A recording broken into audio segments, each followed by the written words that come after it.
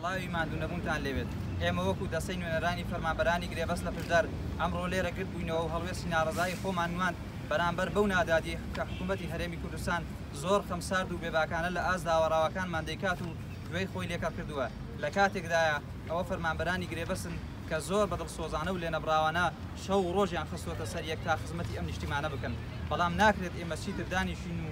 بەڵێ بۆ ئەم دەسەڵاتدارە نامەسئولانە بکەین شام بدەینە بەرباری نالەباری ئەوان. بۆ ئەم بەبەستە ڕووی قسەمان دەکەینە ئەنجومەنی وەزیران و داوایان لێ دەکەین بە زووترین کات جوابی بەیاننامەکەمان بدەنەوە و تەنها بە یەک نوکە قەڵەمبڕیاری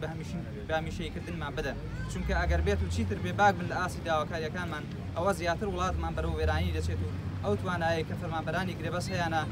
بەهادەر دەڕوات. بۆیە لە کۆتاییدا بیری ئەوەی دەخینەوە تەنها بەو ڕێنمایەدارەیە کە لە ساڵی 2013 بە ژمارە 13 دەرکرا لە وەزارەتی دارایی ئێمە مافی ڕەوای خۆمانە بکرێنە هەمیشەی لەگەڵ ڕێزدا دەستەی نوێنەرانی فەرمانبەرانی گرێبەست.